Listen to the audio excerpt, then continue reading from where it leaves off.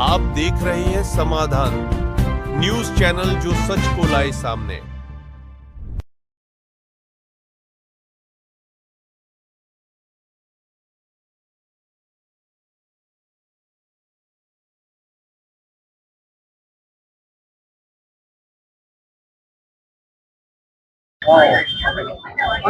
जी, आज आप यहाँ कलेक्ट्रेट पे आए हैं ज्ञापन देने, क्या पूरा मामला?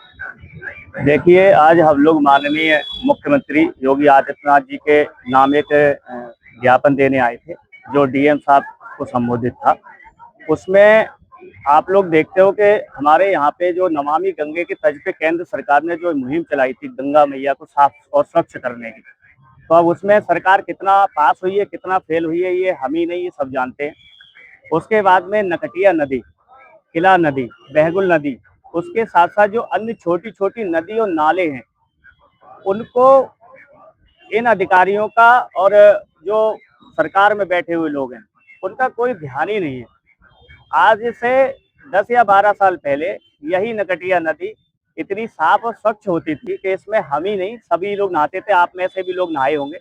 आज आप उस नकटिया नदी के किनारे से आप जब गुजरेंगे तो उसमें इतनी बदबू आती है। और दूसरा कि वो नकटिया नदी कोई समय पहले बहुत विशाल थी, आज वो एक नाले के रूप में बन गई है। कारण उसका ये है कि अधिकारी अपने कानों में रुई लगा के बैठे हैं, आंखों पे पट्टी बांध रखी है इन्होंने, इन्हें कोई चीज दिखाई नहीं देती है। और जो ये बजट पेश होते हैं 930 करोड़ के, 975 करोड़ के, तो ये नदियां क्या, मुझे लग रहा है ये अधिकारियों के नजर में नहीं है, ये अधिकारी खा गए। मैं बरेली की जनता से भी अपील ये करूंगा कि जो समस्याएं छोटी मोटी होती है ये तो उठाते ही रहे, अन्य जो समस्याएं बेवजह की जो उठाते रहते हैं उन पे ना उठा के ये जो नदियों वाला जो मामला है, इस पे भी थोड़ा सा तूल देने की जरूरत है।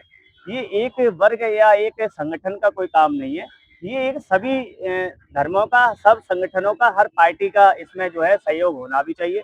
और इसमें हमने, हमारी जो महानगर की टीम है, उसमें हमने एक कमेटी भी बनाई है कि उसमें वो लोग अब सर्वे अपने स्तर से करेंगे, उस नकटिया नदी का सर्वे भी करेंगे, उसका हम सैंपल भी भरवाएंगे।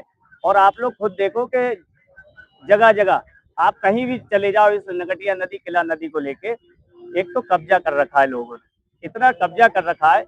वो कब्जे छोटे लोगों ने नहीं किए, वो बड़े बड़े बिल्डर, भू माफिया, ऐसे लोगों ने किए। हो सकता है कि ये मांग में उठा रहा हूँ, कल मेरे पास धमकी आ जाए या मुझे जान से मारने की धमकी आ जाए, लेकिन मैं इन सब चीजों से डरता नहीं हूँ। जनता के लिए जी रहा हूँ, जनता के ही हक की लड़ाई लड़ता रहूंगा, बेशक कुछ भी हो जाए मेरे साथ। देखिए, मुझे किसी से डर नहीं है और ना भविष्य में कभी किसी से डर होगा। मुझे किसी से कोई डर नहीं है। नहीं, ऐसा है, अगर हम किसी के खिलाफ, भू माफियाओं के खिलाफ अगर कोई आवाज कोई उठाता है, ईमानदार नेता, तो या तो उसे जेल में डाल दिया जाता है या फिर उसको धमकी आ जाती है।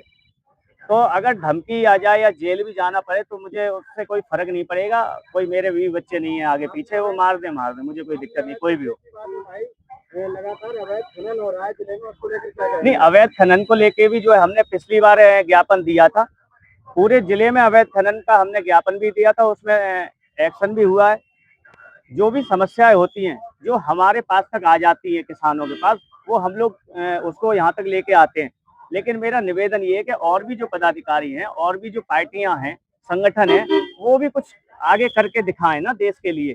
किसान यूनियन जितना कर सकती है उतना कर रही है। प्लांटों का पानी